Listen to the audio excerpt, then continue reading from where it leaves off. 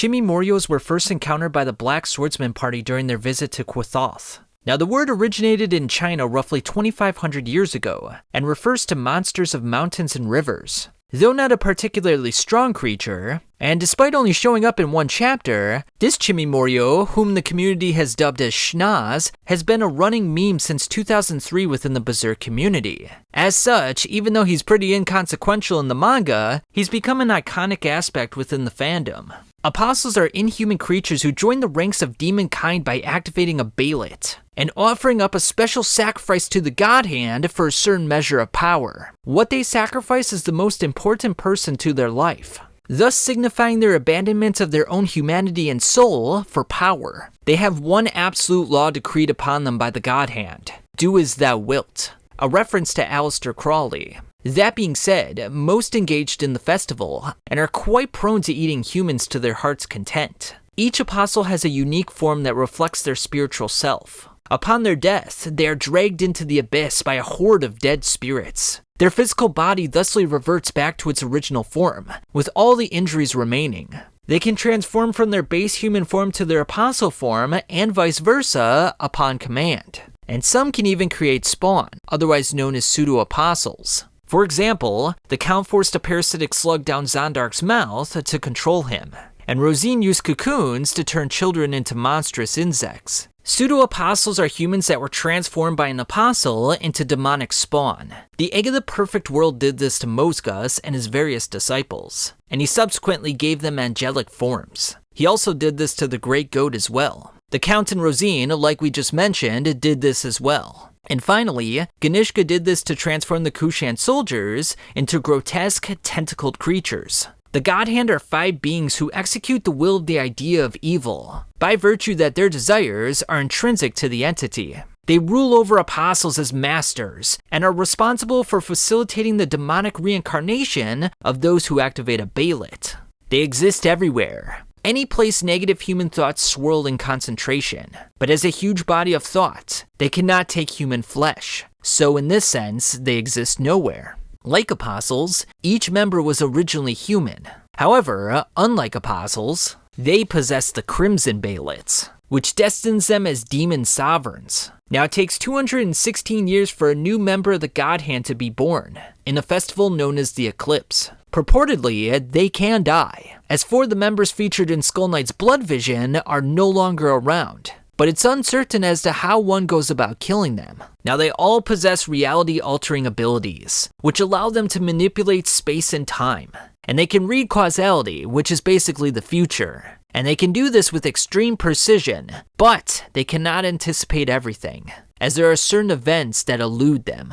Daka are misshapen humans created through Daiba's man-made Bailet. The Bailet chains together apostles to create a vat, and said vat is filled with amniotic fluid from pregnant women. The fetus is then pulled out from the woman and thusly transformed into the Daka. And the army is controlled by the Kushans, specifically Daiba and Ganishka. Elves are astral beings which hail from the kingdom of Elfhelm. They are capable of healing injuries, sensing people's emotions, and some say they can bring about happiness. They create medicine, otherwise known as elf dust, and it comes from the material that sloughs off of their wings. And they often attach themselves to an object or a person.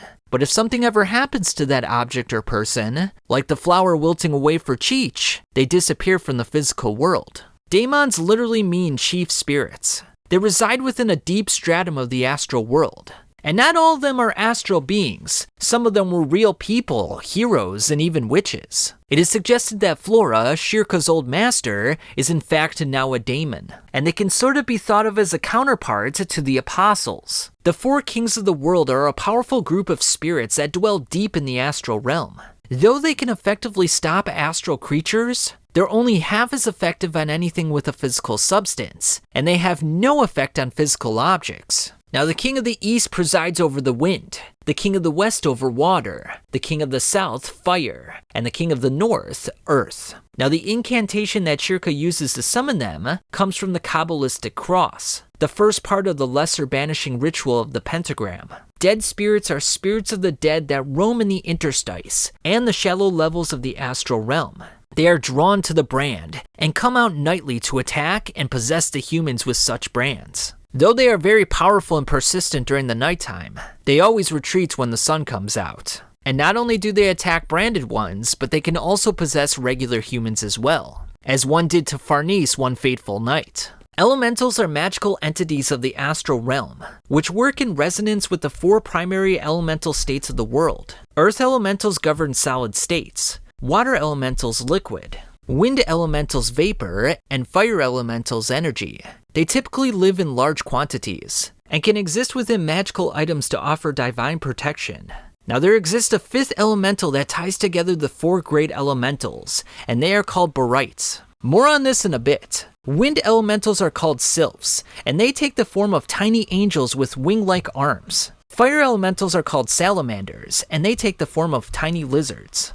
Water elementals are called undines, who appear as tiny mermaid-like beings. And gnomes are earth-attached spirits. Now Barites, the 5th elemental, are weight elementals, and they are responsible for making objects heavy. When gathered together, they darken the sky and produce things like depression and obsession of the mind. Now it's very possible that the Godhand can control Barites via their spatial distortions. And it's very likely that the biggest collection of Barites exist within the vortex of souls that is known as the idea of evil. Because if the Barites create more mass the more they're collected together, then it would make sense that this spiraling vortex is sinking like quicksand, which it looks like right here. And finally, the idea of evil is a primal entity residing within the abyss. It weaves everyone's fate through causality, and influences people's actions through its control over the collective consciousness. Each human has a collective consciousness that transcends their individuality, and the idea of evil can nudge it and manipulate it to its own will. People desire a reason for why their life is not going the way it is.